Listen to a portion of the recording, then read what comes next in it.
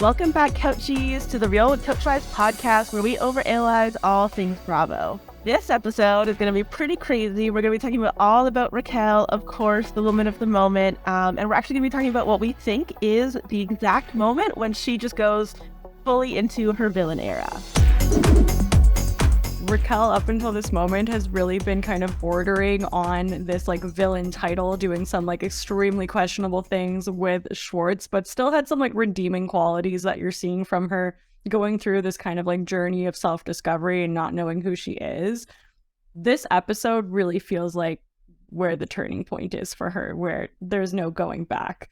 So a little recap of what we just witnessed. Essentially, Katie, Lala, Christina Kelly, and Raquel go on a divorce party for Katie, and Raquel's super excited about this, but then they go out. She gets a little messy. She ends up hooking up with actually Garcelle from Real Housewives of Beverly Hills' son, Oliver, which leads to a conversation with her and Lala, where Lala says that she wouldn't trust her with her man if she was drinking. The rest of the trip goes pretty poorly. Raquel feels really kind of judged and ostracized. Then Charlie shows up, must give her a kind of pep talk, because then Raquel emerges, this totally new person. She tells Lala that she was just mad because Oliver chose her, and then her and Charlie decide to leave to go to Schwartz's guys' night of all places, which just Divorce party. Yeah, okay. Yeah. Weird choice. And then on a recent podcast, Kristen actually says that the rumor is that after this trip is where the Sandoval and Raquel/Rachel affair all started. So that's where a line is drawn in the sand. There's so much to unpack here. There's so much to unpack, and we just wanted to do a quick little disclaimer before we dive into all of this. We don't want to ignore the fact that Tom Sandoval is a huge part of this. I think he's actually more responsible for this affair. He was the one that was in a 10-year relationship with Ariana. He was the person continuing on an affair without breaking up with his partner. And we're definitely going to lay into Tom at some point. It's just we haven't really seen him. Oh yeah, big time. We just haven't really seen him in the episodes so much so far, but I'm sure his time will come, and we definitely want to do that due diligence as well. But yeah, without any further ado, Gary, how did you feel about just kind of some of the conversations that were happening in Las Vegas about Raquel and all of this stuff that is happening? It was so wild. Honestly, as I was watching, I was just thinking there's so many feelings that we have right now, because in certain aspects, the group dynamic did switch pretty early on to kind of the three girls against Raquel. Even the setup of them, that Katie, Christina Kelly, and Lala are all sitting in bed on one side, and then there's kind of drunk Raquel spilling food all over herself on the other side.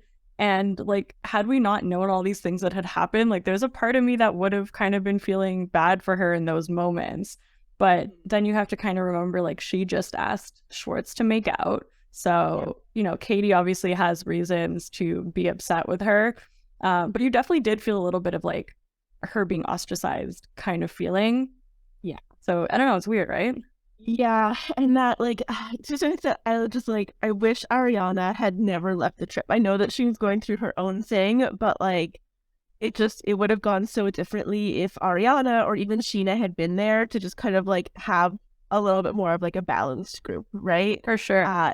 The whole thing of them laughing and cry, making fun of her and being how'd your boyfriend, when she's still in the same hotel room suite as you guys, even if you think that she's left, she's still present. Yeah, that was really uncool. And obviously, when you're drunk, your emotions are heightened. That's potentially why she cried, but also it's just it was a really hard episode to watch, both knowing everything that we know now, but also just getting through kind of all the layers of what's happening, because there's no one person that I'm on their side for this episode. Well, that's what's so strange too. And then you also think about this group and how they even had a flashback of Katie calling out Lala when she was essentially a mistress, the thing that Lala is getting really upset at Raquel for. This group of people has had such tumultuous relationships, and from one season to another, there's different people who are mad at each other, and it's not it's been this one happy family from the get-go. And also like Raquel is in a really different part of her life, and Lala's said that too. She's like, we're just not the same like vibe right now. Um, it is very noticeable that Raquel's the only one who's really going out and partying and drunk, and the rest of them are not. Like that automatically is going to create a very different scenario. Yeah. Yeah. And I also feel like we've kind of seen a little bit of a new side of Raquel where this season throughout, like, she's in a different phase of her life. She's moving into this kind of like unknown of like being a single woman in her like mid to late 30s, 20s, sorry. But she still feels like a little bit like stunted, right? Like I feel like her like relationship with James, like she got into that relationship when she was like 20, 21, maybe maximum 22. I think she might have been like 19. Like, was she not 19? I don't know. I thought she was super young. Regardless, like even if she wasn't 20, 21 at the end, she still felt like she still feels like she's kind of a little bit like in high school. Like yeah, for sure. The galaxy like light thing that she had in the bedroom, she just like felt like very like young and innocent in that moment. And then also like just kind of the way that she like throws back the Oliver comment to Lala at the end of like them leaving, when her and Charlie are about to go back to Los Angeles to like hang out with Schwartz and Sheena instead.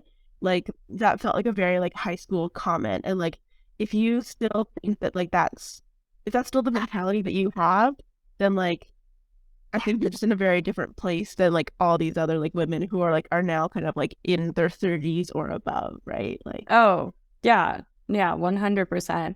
And you just like you're watching it, just think, especially when she has like the meltdown in the car, like the panic attack. And to the girl's credit, I think they were really nice to her in that moment.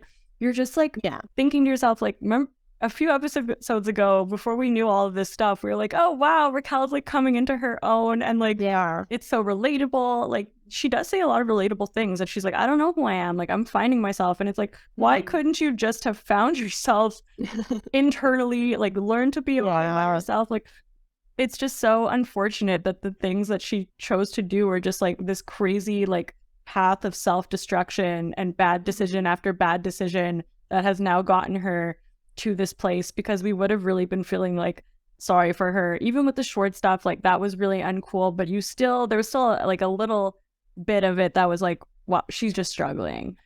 And then she has to go and, betray Ariana, like the one person who like has just never even been a villain this entire time, has always pretty much been nice to everyone. Yeah. And it's just like, oh girl, what are you doing? I know. Well, and that's kind of like why I was hoping. So, the kind of drunken incident on the bed aside, the next day when they do have that kind of like conversation in the car, like I feel like, wow, this is really great. This is really good progress. Like they're kind of like seeing her side of things. They're being compassionate towards her. And I think that like had they not brought up at the restaurant that evening with Charlie, like that kind of like whole like what happened with Oliver the night before, like I really wish that they had Lala, Katie, and Christina Kelly in that moment had kind of like decided to like lead with compassion and like try to actually like, recognize that this is a person that's like going through a tough time and doesn't really know what she's doing and is maybe making some stupid mistakes, and like not use that as an opportunity to like poke at her again. Like I just feel like they like, especially at that point, I was like, stop poking this bear. Like let her be, like there's no point anymore. Yeah, exactly. And like Lala saying the next day when they're like, I think they're all like having coffee on the porch or whatever, like Katie and Lala and Christina Kelly. It's so hard to say all those three names together. It's like a tongue twister. They're all like, Lala's like, yet again, last night was about Raquel. And it's like, but you made it about Raquel. I brought it up both times. You were still mad at her. You were poking her and you were upset with her. And so you wanted to like really make sure that she felt like as guilty as humanly possible about the fact that she made this like stupid comment. And even as that comment was like the whole like, at least you don't have a man to steal or something. Yeah, that's it. That's exactly it. So like she, even as that like comment was coming out of her mouth, like at she's like super drunk. It's like 3 o'clock in the morning and she's like eating food at the corner of this bed. Like the words were just like coming out of her mouth like so slowly. You could tell that she was like kind of like trying to like put something together to say. And like, it's just, it wasn't like it was a stupid comment, but I don't think it was as mean as it was intended to be. Or I guess it was mean, but it wasn't intended to be mean. Yeah. As Lala said, like the rudest thing you could say to a woman, or that like all women would be appalled to hear that. Yeah. Like, yeah, obviously it was rude and it was uncalled for. The thing with Lala too is she did bring it back up right at the dinner. And it's funny because in her confessionals, or even that night, she was like, you know what, Raquel's drunk. I'm not going to judge you for it. Like, let's just shut it down. I'm like, great, good job, Lala. And then she proceeds to like bring it back up like over and over again and just like really say such rude things. And like something that bothered me too is when, you know, Raquel did bring up the whole idea like, oh, it's kind of rich coming from you, Lala, because you hooked up with my boyfriend while we were dating. And Lala's just like, get over it. Yeah. That's not fair. Like, Lala, you lied about this for years and seasons, and now you brought it up after they've split up, and you're just telling her that she has to get over it. Like, that's not fair either. So I just don't think that either of them were really right in this scenario, but it's just like, because we find out that Raquel did all these horrible things, it's almost like Lala's like, see, I was right. Yeah. No, exactly. And that's just it. Like that whole like I'm very confused by the dynamic of that kind of exchange, because Raquel is like mad at Lala for something, Lala is mad at Raquel for something, and then like Katie is mad at Raquel for something. And like I think none of them kind of like see the hypocrisy of their different like stances on things. The point is like Spider-Man meme where they're all just like oh my God. It actually is though, and it's just like, I'm gonna judge you for that because that is wrong, but you can't judge me for that because that is my truth, and I'm sitting in my truth right now. And it's just like, okay, so I wish that like I just wish that it had gone down the way that it did. And I don't want to say that like Katie and Lala and Christina Kelly are like responsible for like Raquel basically going off and having an affair with Tom Sandoval, but I do think that to a certain extent, like Raquel was trying to find herself in this group and like find her place in this group as like a newly single like woman. Like, you know, she's trying to figure out her relationship with James. She's trying to figure out her relationship with all these people. And instead of like fostering kind of like good relationships with her, they like ostracized her and made her like go to the other like team, so to speak, right? Like of course she would go hang out with these guys that like actually like want to hang out with her and want to be nice to her, and Sheena who like loves her, because like how could she want to hang out with these people? And then of course like the glorious thing about that too for Tom Sandoval is that he then kind of gets to like swoop in and like talk to Raquel. Yeah, from these two women that she like hates, like the vitriol that Tom Sandoval has had towards Katie for like the last 10 years is just disgusting. I've always been like very frustrated with Tom Sandoval in general, and like this has brought on like a whole new level for me. But even like Tom's weird like distasteful comments about Lala as well are just like, it's really uncool, and it's just so unfortunate to me that like it feels like this like kind of perfect storm that was like brewing to like bring Raquel over to Tom and Tom's side, and then also like foster that kind of relationship. And now he can be like, yeah, these women are awful. How dare they say that to you? And like he gets to be this confidant to her as opposed to them being a confidant to her. That's a good point. And like the saddest part of all of this is just like Ariana wasn't even there. Like Ariana never would have let that happen to Raquel. And the fact that, you know, when Raquel has this turning point where she's like, okay, well, these girls aren't my friends, she ends up going and betraying the one person, or like, you know, her and Sheena, essentially betraying Sheena too, right? Because Sheena's been standing up for her this whole time, and now Sheena looks really stupid. Yeah. I mean, that's a whole other thing. But like, it's just the fact that this had to blow back onto Ariana is just wild. But it was just so crazy. I remember texting you when I was watching, and I was like, oh my gosh, like this is the moment. Like this literally is the arc of where Raquel turns. Like it feels almost, it's like you could literally watch this happening. It's crazy.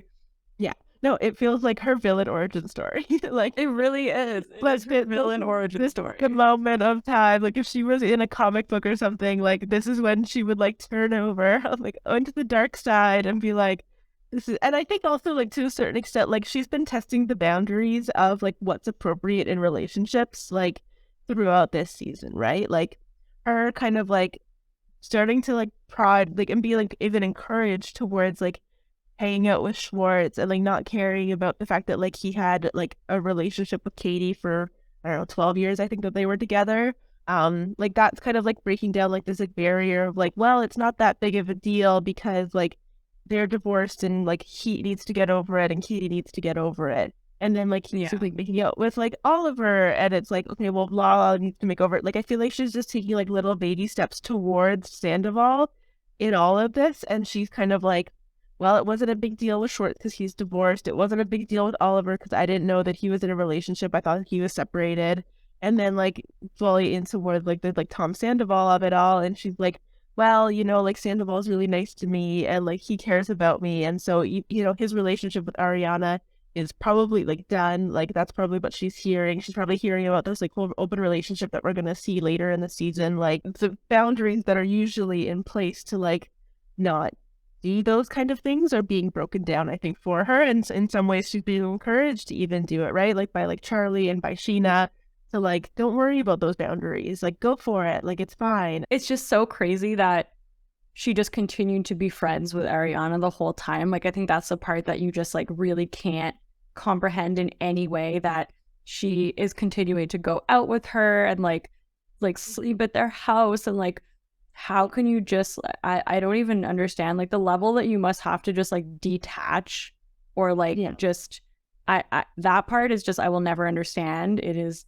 unfathomable to me. But to your point of like it being a slow progression, like I was listening to Stassi's podcast and she also said like, was she always like this? Because even Stassi was like, I don't think so. I feel like it's the environment. Obviously, you could put anyone in a different environment and it still comes down to their person. It's not like, oh, once you are put into this VPR cast, you are going to lose all of your morals. Just like hook up with everyone. But, you know, she's like, I think she made a good point that was like, she's also on a reality television show, which does tend to reward bad behavior. Wow, that's a really good point, actually. I didn't think about that. Not to take the ownership off of her, because again, like, I think what she did is disgusting, and I don't know how she would be able to come back from this, to be honest. I don't know how you could trust her even in an apology, but it is just kind of interesting. Like, I know Lala saying I knew from the beginning that she was like horrible. No one saw this coming. That's why everyone's talking about it so much, is because like they didn't see it coming from Raquel more so than Tom. Tom is like, that's disgusting. You're a horrible person. I'm not as shocked as I should be.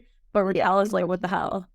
Yeah, exactly. We've seen Tom, and I don't want it to be like we're excusing his behavior. No, we've like seen him cheat on like his relationships for at least like we don't know if he was cheating on Ariana throughout their relationship, but we at least know that he was cheating on Kristen throughout her relationship with him.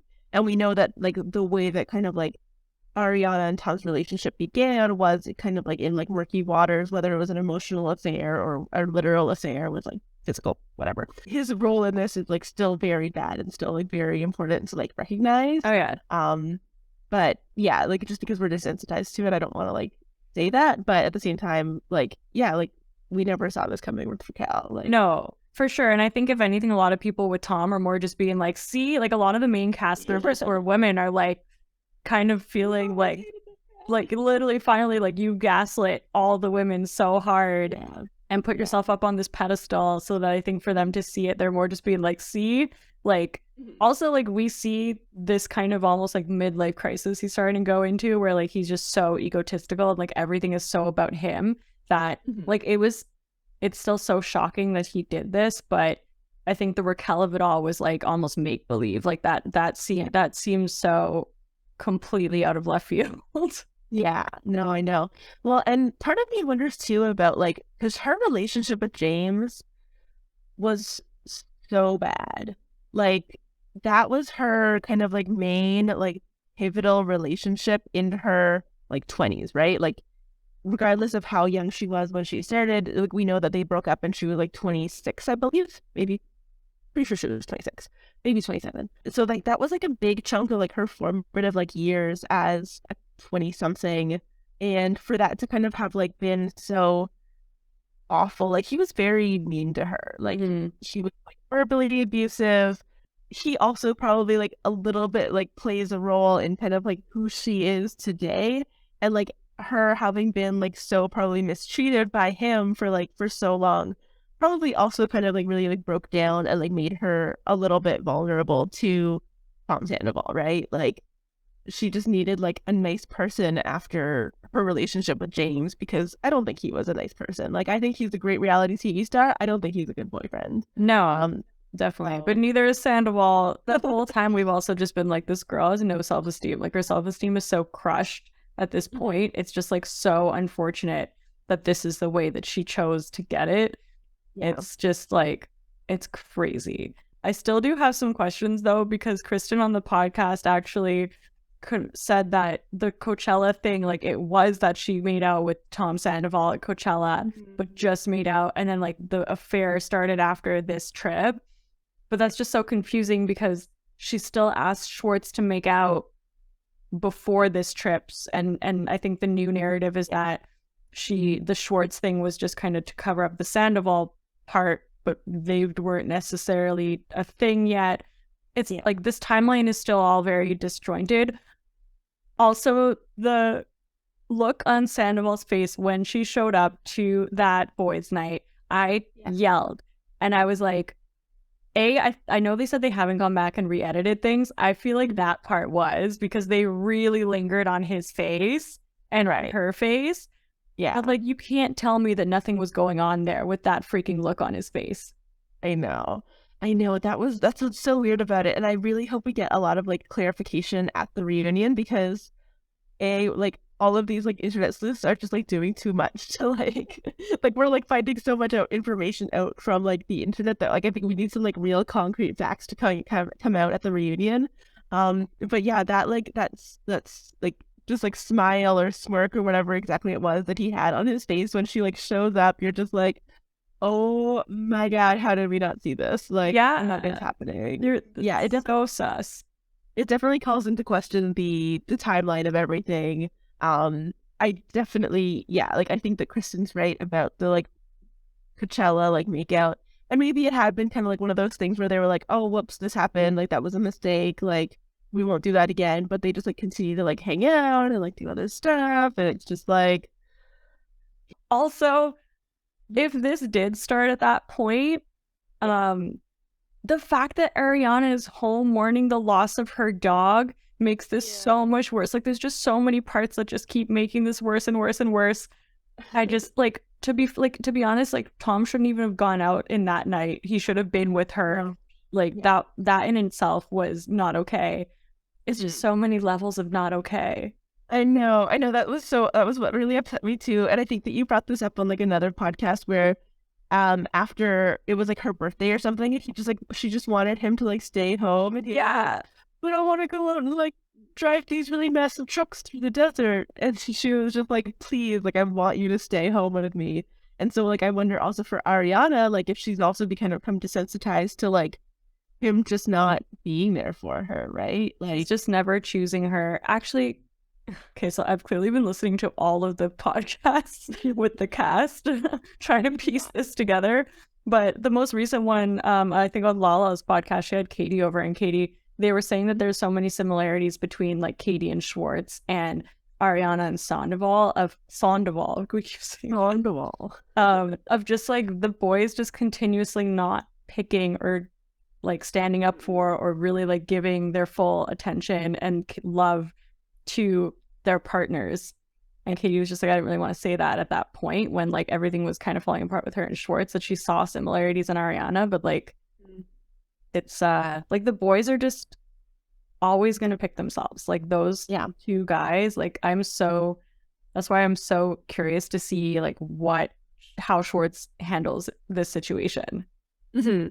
Yeah, because I think he's going to be under a lot of fire too for like kind of like what was known, what wasn't known, like why he didn't do anything when he did find out, and like it's just kind of like complicity in all of this, and the way that he like continues to stand by his friend after his friend kind of like continues to just be like a bad person. I feel like they have too many bodies, like that they have too many skeletons in their closet that they're like it's like mutually assured destruction or something. Yeah, you're right, but at the same time, like I do think that like our society has progressed a lot in the last 10 years, right? Like a lot of the things that this is actually really funny because like I feel like Lisa was talking about like the whole Me Too movement at the beginning of the year and of the season. And like obviously this isn't the same as that, but like I just do think that like our culture has changed a lot and the way that we kind of like I don't know, expect men to behave has like changed a lot as well. And I think that like maybe this will have an impact on like the Toms and like maybe it won't just be something that we like brush aside because they're reality TV stars, because they're famous, because they're rich, like whatever. Like maybe something's gonna happen. Are you saying the Scandoval is not only changing reality TV, but it's also changing the boys' club? It's breaking down the boys' club. The remaining boys' club in reality TV. Yeah, I don't know. Like I don't know. I guess I kind of hope that something comes out of this, something good comes out of this. I hope that Raquel gets to also kind of like examine what's happened here and like why she kind of like was led towards like her villain era and to like Sandoval. And I hope that we get like a lot of like clarification from her as well on like kind of the timeline of everything and what's happened and why she was feeling the way she was feeling and why she did the things that she did. Because I think she's gonna have a lot to say if she like kind of comes out of this. I hope she just doesn't play victim. Like no one's gonna I mean, she's definitely not helping herself already with like what looks to be a fake restraining order of Sheena punching her in the face. Like it's not looking great so far. I think she's just gonna need a lot of therapy and like self-reflection before she can come out and have like any sort of grasp on this situation. But I hope that she doesn't, to your point, just go like further into the Tom Sandoval, because like it could very much create like an us against the world, and that they just like burrow further into each other. Yeah, which is like not the move. But well, I guess we'll see. We will see. Only time will tell. I'm sure. Hopefully, it'll all be captured for cameras, and then we really will get to see. So while Raquel and Tom Sandoval are definitely giving everyone else a run for their money on this kind of villain title, there have also been many a villain in this season, right? So we're going to get into that in just a second. But first, please be sure to like and subscribe so that you can continue to get this awesome overanalyzing with us, and also so that we can go to BravoCon. Iris and I would love to see you all there and do some live reporting. But to do that, we need to hit 1,000 subscribers. So go ahead and hit that subscription. So the rest of the cast of Vanderpump Rules definitely does seem to be using this kind of Tom and Raquel villain era to rewrite their own kind of villain eras and rewrite their own history in a certain way, right? I saw something online recently that mentioned something called Villain Decay that seems to really apply to the situation, especially since we're talking about Raquel's villain origin story. Thought that would be fitting. So, Iris, can you tell us what Villain Decay means? Yeah, for sure. So, Villain Decay is described as the character themselves doesn't necessarily change morally or behaviorally, but the stakes become higher, in this case, not just cheating, but cheating on somebody in a relationship. And the antagonists, in this case, Tom and Rachel, are introduced, and the original villain seems harmless and friendly in comparison. Yeah, so a lot of names come to mind when you read that description. There's been a lot of villains in Vanderpump Rules, haven't there? Yeah, that's kind of the beauty of it, is that you never really know whose side you're on. But I guess we'll start with the first ones who come to mind who are currently still on the show. We talked about this a little bit before, is Lala. She's definitely been kind of using this to say, like, see, I always knew Raquel was like this, and like I never trusted her, and me and James did nothing wrong, and just kind of using this storyline to kind of make what she's done in the past and like past behavior that she's had seem, I guess, like fine. Mm-hmm.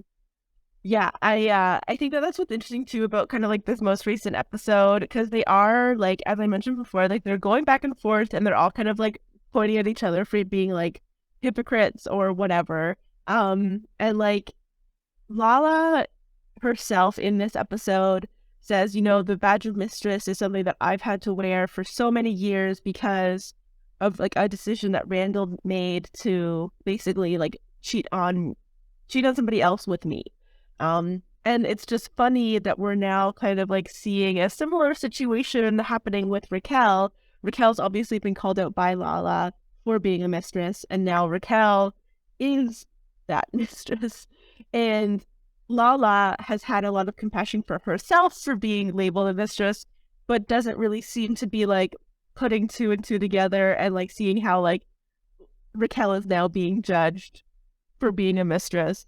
And it's just like, okay, this is like Lala, and like this is the point, and like they're just like they're not together right now. Yeah, and a lot of people online also have been saying, like to a certain extent, Lala's kind of lucky that this really like distinctly horrible thing has happened that Raquel has done, because the way that she was acting in this recent episode was kind of hypocritical, and it kind of takes a lot of the heat off of her just because Raquel was like so objectively horrible. And I know with Lala it's a little bit more nuanced too, because she's like, I was drinking and now I'm sober and I'm a different person and everything, but she's not like really necessarily owning up to it, instead of more just being like, I'm different now and like you have to get over what I did then because you are doing these horrible things now. Yeah, exactly. And her whole idea of like, I'm just going to disengage from this conversation because I don't want to have to confront the fact that like I've had bad behavior in the past, and like yet now like literally Lala and James like they cheated on Raquel together. Yes, Raquel wanted to allegedly make out with Tom Schwartz. Like she said, that's what she says, but like, is that really the Tom that she was interested in? We don't know. But like with the way that Lala is like treating Raquel for like wanting to even just like make out with Schwartz is like so crazy, if she's then being like, well, but you can't talk about what me and James did 6 years ago because that was when I was drinking. That was a different time. And I was actually like pretty like pleased with Charlie for being like, but this is new information for her. Yeah, like she just learned this. She can't get over it because it's new information. Like you would be upset too, even if it was 6 years ago. Like, I don't know. That was weird to me. And the way that like Lala's like fully got onto like social media and like kind of spearheaded this like anti-Raquel kind of like campaign. Like, I don't want to be like a Raquel sympathizer because I do think that like Raquel is responsible for her actions. She's a grown adult woman, regardless of kind of like feeling like she's like a little bit high school. Like she's made decisions in her life here, and like she has to deal with the consequences. Yeah, of course. But at the same time, like Lala being like, I'm a lion and I'm gonna go eat a gazelle, and like all this like weird stuff that she's just been doing on like social media to be like, I don't know, going after Raquel for like no reason and making Raquel like just really like as much of a villain as she possibly can in this situation, when it's just like, Lala, you've made mistakes too. Like you've done stuff that like people don't think is great, and like I don't know. Yeah, she's just not convenient timing. Yeah, she's not like necessarily the person that has that much of a leg to stand on in this specific scenario. Mm-hmm. I do think, like, for example, Katie, on like the other hand, she was saying like she gave Raquel all these kind of what's the word that I'm trying to say? Like she gave her a lot of opportunities to, she's like, you know what, I'm not going to hold the Schwartz thing against you because I feel like Sheena was masterminding it. And now she's like, you know what, I was right from the beginning, but she wasn't as like really mean to her as Lala was. And if anything, she had more of a reason to be mean to her because, she asked Schwartz to make out after Katie had told her not to. So it's just kind of like when you look at those two scenarios, the fact that Lala was the one who was going so hard at her, it definitely makes you think of this kind of villain decay type of theory. As well as, James also was like very ready. I think he was actually the first person who posted about the Scandoval. Yeah, he did. He posted it onto his, like, he didn't just post it onto the stories, he posted it onto his grid. I think it's very important to make that distinction because, like, that's like, this is going on the grid. This is going to be like something that people are going to be able to see very easily and find. I think it's so interesting how James was the first person to like make us know that this is real. Like his comments that he was like putting on other people's posts and whatever he was like doing on social media, like really made it clear like this is real. This isn't just like a weird TMZ leak or something. Like this is actually happening. Yeah.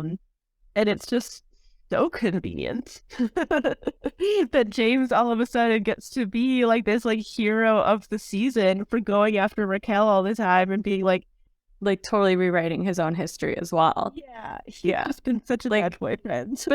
But that's it. It's like two things can be true, and that's what I feel like no one is really grasping in this situation as well. Yeah, is like James was also like an objectively kind of horrible boyfriend to Raquel at the time. And just because this new news has come out, it doesn't excuse all of your past behavior like up until this point. Yeah. And it's just so funny that people feel the need to kind of do this as if it like absolves them of anything that they've done prior because this person has come in and done something worse. Yeah, exactly. Well, that's just it. Like for years, he got in trouble for being like calling her like dumb and stupid. And then like in this season, he's specifically been like, I don't want to say the D and the S yet, but she's being dumb and she's being stupid. And now he's like, look at her. She's being dumber and stupider than I've ever been. Yeah, it was rich. And even when James was the first person to post, I didn't even... I needed more confirmation because I was like, James is too close to this scenario and kind of has something to gain in sharing this news. That it wasn't until other people started to comment on it that I was like, oh, dang, like this is real. And another person who started to comment on it, which I think is the biggest offender and like the name that you really think of when you hear this Villain Decay idea is obviously Jax Taylor.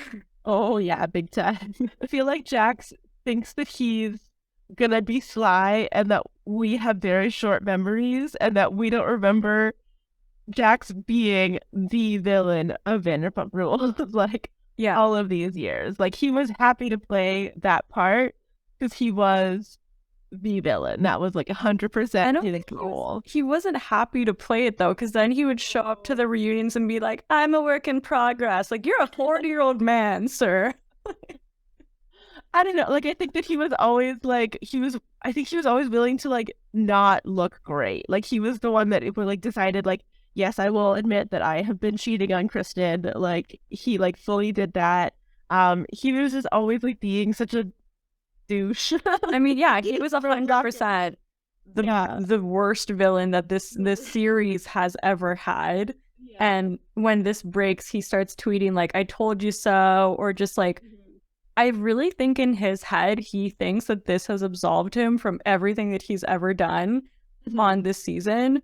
Yeah. Like, it's just so wild to me. I really think he thinks that this is like his comeback. And it's just not. Like literally, like you can both be terrible. Like those two things can be true.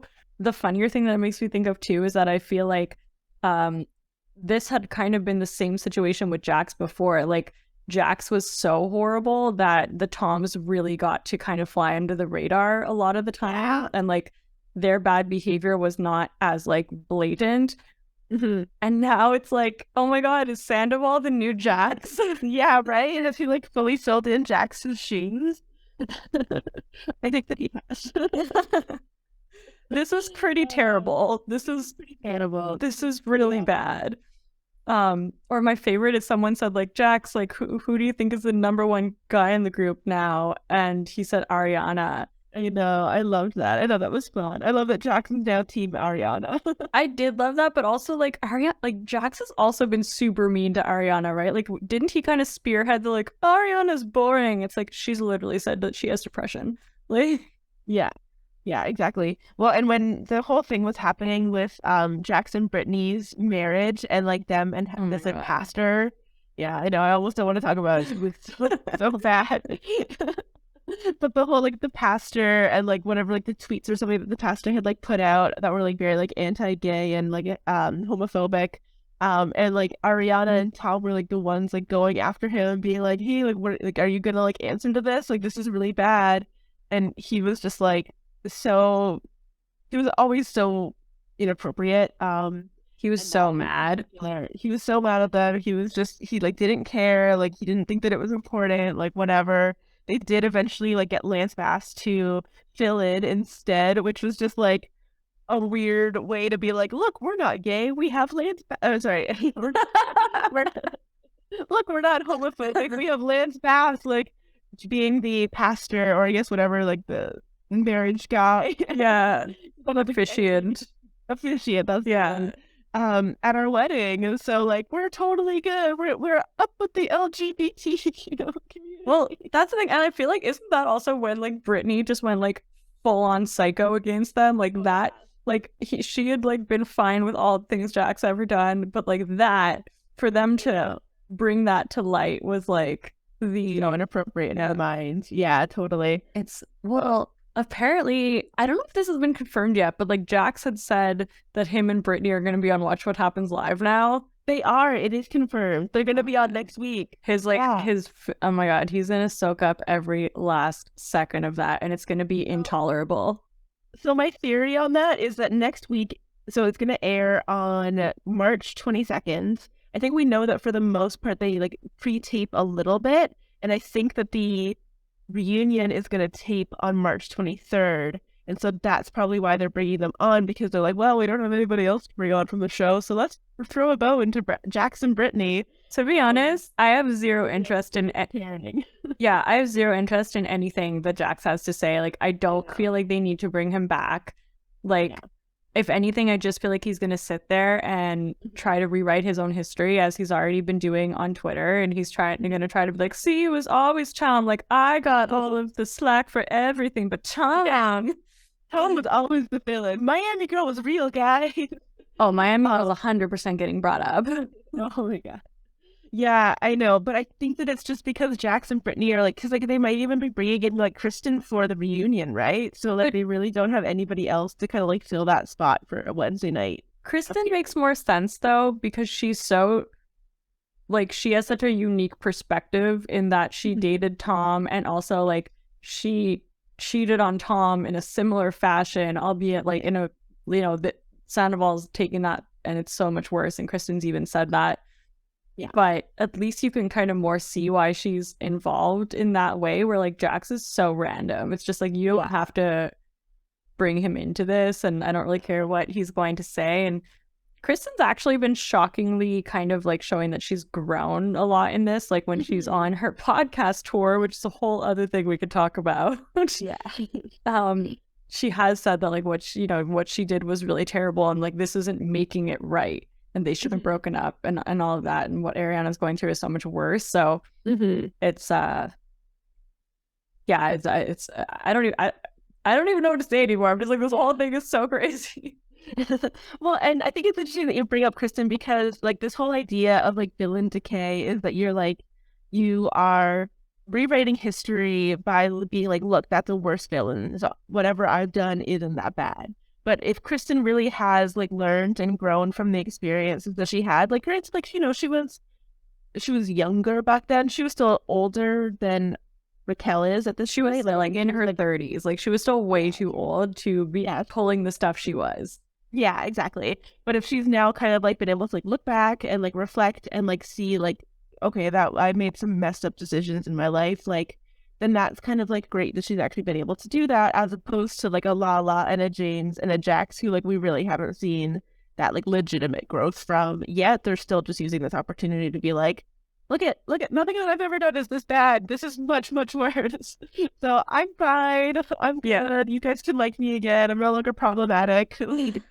I just want to flash forward to the part of Ariana just like living her best life and not being tied down by this like man-child and pretending that she likes his bad cover bands. Like, I'm just excited for her. Like, I really hope that this eventually will, I don't know, create something better for her than what she would have had before.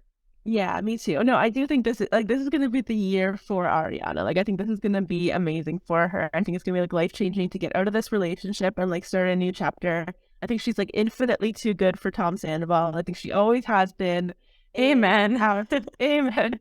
And I'm just like so glad that she never is going to have to sit through another Tom Sandoval and the Most Extras concert. Like, that is just the ice. What is it? The cherry. The cherry on top of the ice cream, like the sundae. So I'm really happy for her for that. Yes. We love Ariana.